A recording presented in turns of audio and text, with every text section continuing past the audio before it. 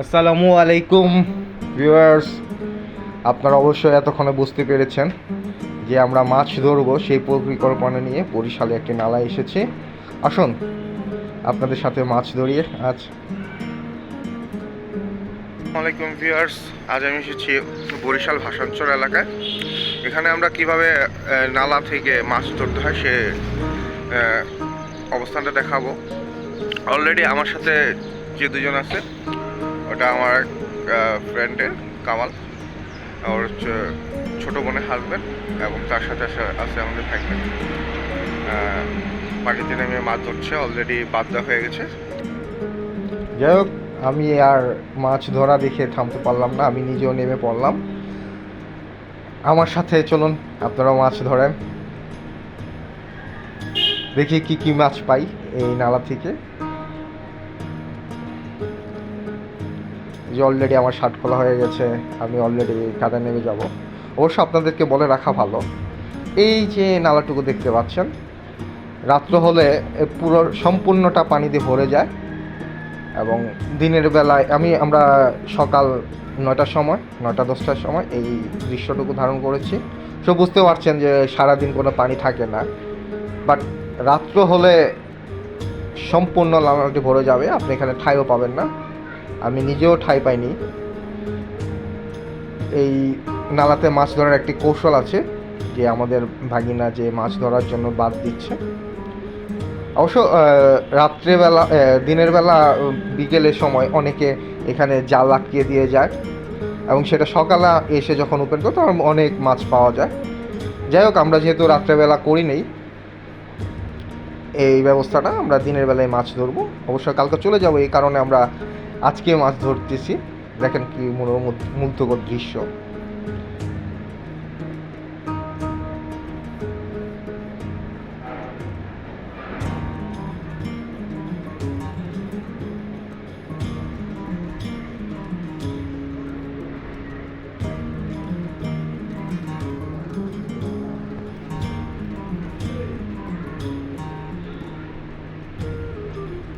এই মাছ ধরার পিছনে আসলে আলাদা একটা মজা পাওয়া যায়, যে যারা এভাবে কখনো মাছ ধরতে পারেননি তারা আসলে বুঝবেন না যে আসলে এর মজাটা কি। প্রকৃতির সাথে একাকিত্ব করার যে মজাটা, সেটা অবশ্যই প্রকৃতিতে আপনি গেলে অবশ্যই বুঝতে পারবেন। তাছাড়া আসলে দূর থেকে দেখে ফিল করা যাবে, বাট সেটা পারফেক্টলি হবে না, ফিলটা পারফেক্টলি হবে না।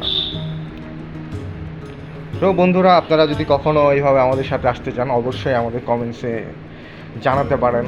আমরা ইনশাল্লাহ কোথাও ট্যুরে গেলে আপনাদেরকে নিয়ে যাব।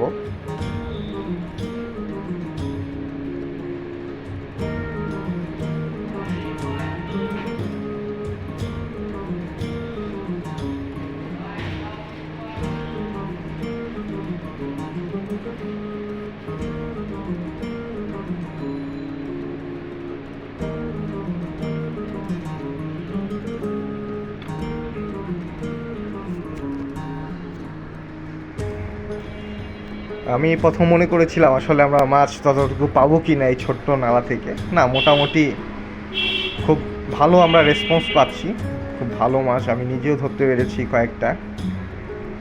এবং আমাদের সাথে যারা আছে তারা আমাদের দেখা পটু, তারা খুবই মাছ ধরায় পটু। দেখতে পারবেন যে আসলে আমরা কি পরিমাণ মাছ ধরেছি, মোটামুটি খুব ভালো।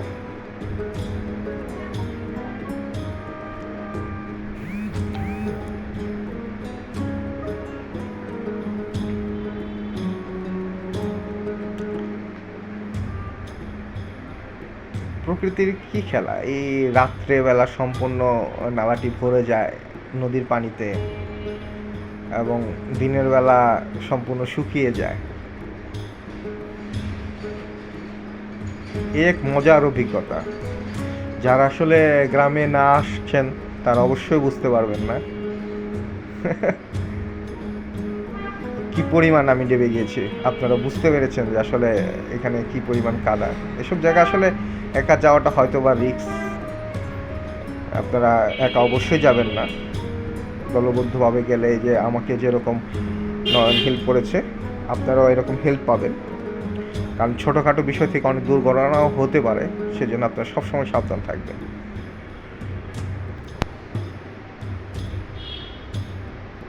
এই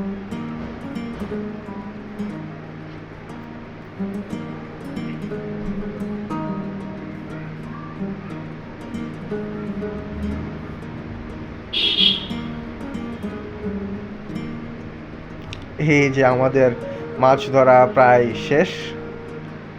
এই আমরা উঠে যাচ্ছি, অনেক এই পাতিলায় প্রায় অনেক মাছ আমরা তুলেছি। দেখাবো সামনে, ইনশাল্লাহ দেখাবো। দেখবেন আসলে কি পরিমাণ মাছ উঠেছে। কিরকম মাছ ধরছো? অনেক ভালো। অনেক ভালো না? তুমি, তোমার নাম কি? নাম বলো। এদিক তাকাও।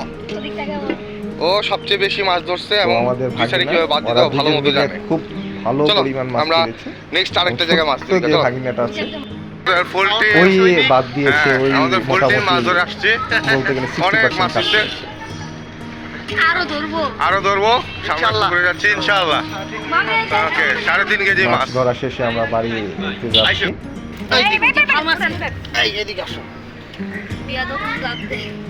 দেখেন কি পরিমাণ মাছ, এবং এই মাছের মতো স্বাদ আপনারা অবশ্যই কোথাও পাবেন না আমার কাছে মনে হয়।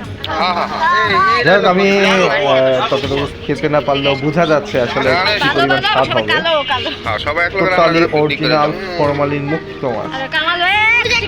আপনারাও আপনারাও যদি গ্রামের বাড়িতে ধরে খেতে পারেন তাহলে অবশ্যই মজা পাবেন। দেখা হবে বন্ধুরা আবার নতুন কোনো জায়গায়, ইনশাল্লাহ এরকম মাছ না হয় অন্য কিছু ধরবো।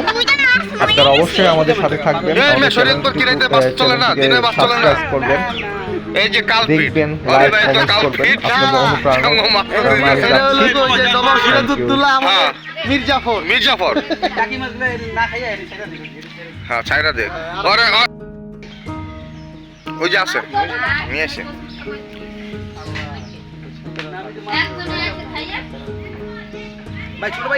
হ্যাঁ দিছি তো, কই দিছি? ওই যে আরেকটা ছোটা ছোট না ওটা।